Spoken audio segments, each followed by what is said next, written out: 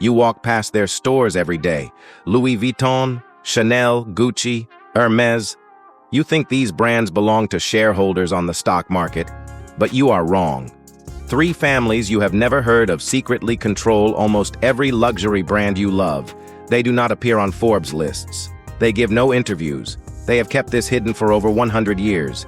In my opinion, these are the most successful families in the world. Why? Because they made billions and stayed hidden, both at the same time. Here is what will shock you. One of these families is worth more than Elon Musk. Another paid almost zero taxes on billions of dollars for 60 years. Let me show you exactly how this happened. Let us start with the family almost nobody knows. The Wertheimers. They own Chanel. Yes, that's Chanel. The one with the little black dress. The perfume number 5. The bags that cost $5,000. Most people think Chanel is owned by a mysterious private company. Some even believe it is still owned by the Chanel family. That is completely false. The Wertheimer family has owned Chanel since 1924. Their grandfather made a deal with Coco Chanel herself. He got 70%, she got 10%. That deal made them billionaires many times over. In my opinion, this is the smartest deal in business history. One deal that is still working after 100 years. But here is the shocking part. For decades, the Wertheimers reportedly paid almost no taxes on Chanel's profits. How? They based Chanel's holding company in tax havens: Luxembourg, the Cayman Islands, Switzerland. Here is what is interesting. This was not illegal, completely legal, and it still happens today. In 2021 alone, Chanel made over $15 billion in revenue. The Wertheimers reportedly took home billions while paying a tax rate lower than an average school teacher. In my opinion, the tax system needs to change. But until the laws change, these families will keep doing this. Now let me tell you about the Hermès family. Their story is my personal favorite. Hermès started in 1837. Yes, 1837. That is before the invention of the telephone. Thierry Hermès was a harness maker. He made saddles for horses. Today, his family sells handbags for $10,000. In my opinion, this is the most successful brand transformation in history, from horse saddles to luxury handbags. In 2010, the richest man in the world, Bernard Arnault, tried to secretly buy Hermès. He spent years buying shares without anyone knowing. When the Hermès family found out, Arnault already owned over 20%. Most families would have given up. But the Hermès family did something unprecedented. All 50-plus family members put their shares into one locked box. No shares could be sold for 20 years without everyone's permission. Then they sued Arnault and won. In my opinion, this is the biggest upset in business history. One family defeated the richest man in the world. Comparison with Wertheimer.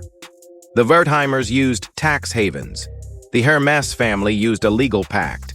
Both protected their brands. But I think the Hermès method is smarter, because they stayed united. Now we need to talk about Gucci. Their story is like a Netflix crime drama. Gucci started the brand in 1921. By the 1950s, Gucci was famous worldwide. But then the family turned on each other. Sons sued fathers. Brothers accused brothers of tax fraud. Wives testified against husbands. In my opinion, this is a warning story. Money alone is not enough. Family unity is also necessary. And then came the murder. In 1995, Maurizio Gucci, the grandson of the founder, was shot dead outside his Milan office. His ex-wife, Patrizia Reggiani, was convicted of hiring the killer. The press called her the Black Widow. She served 18 years in prison. The Gucci family never recovered. They sold their remaining shares. Today, they own nothing. In my opinion, the Gucci family did the exact opposite of the Hermès family. Hermès stayed united. Gucci fought, and Gucci lost.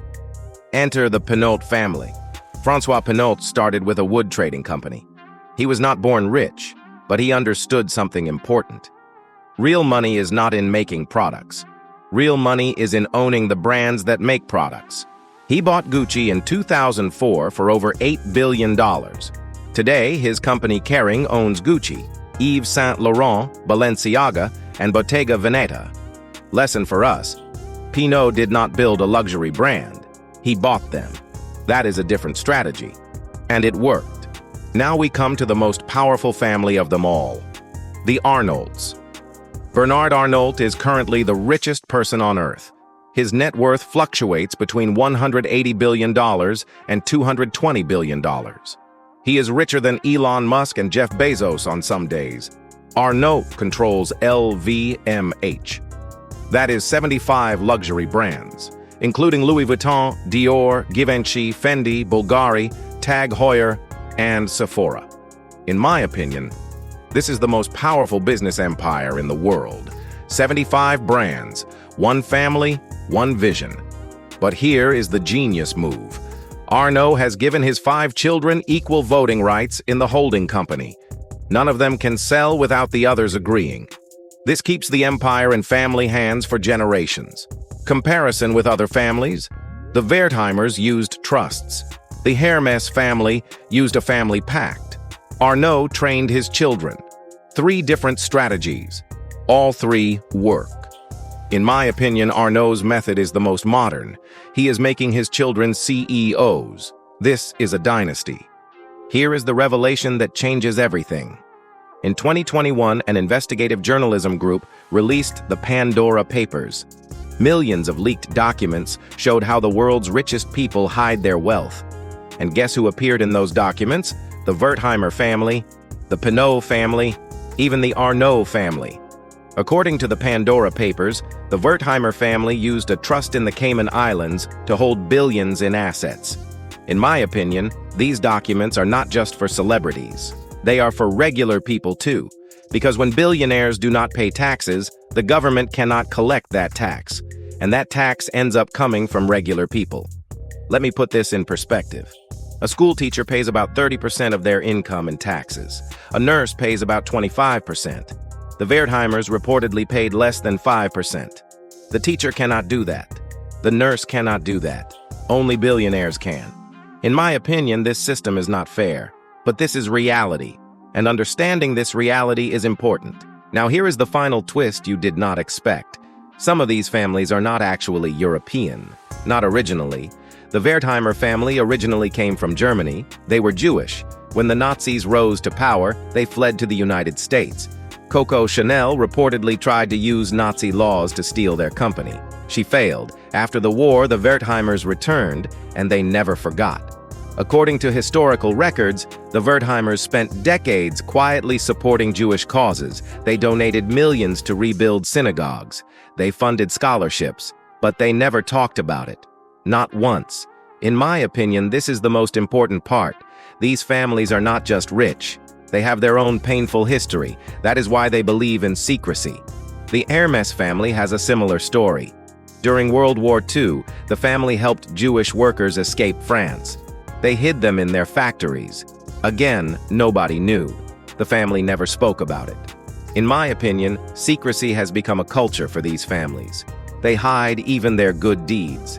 That is why we call them hidden billionaires. So what can we learn from these families? Lesson number 1. Keep your wealth quiet. The Gucci family lost everything because they could not stop fighting in public. The Hermès family stayed united and stayed hidden. Lesson number 2. Think in generations, not years. These families plan 50 years ahead. They do not think about next month. They think about their grandchildren. Lesson number 3. Secrecy is a tool, not a crime. These families are not villains. They are survivors. They learned that showing your wealth attracts problems. Hiding your wealth attracts peace. In my opinion, we can all apply these 3 lessons in our own lives, whether we have $1,000 or 100 million. My personal takeaway: real power is invisible. The people showing off their cars on Instagram are usually not the truly wealthy ones. The people living quietly and staying hidden, those are the ones with real wealth. The vault is now closed. The secrets are back inside. 3 families. $500 billion. 100 years of silence. They control luxury, but they do not control you.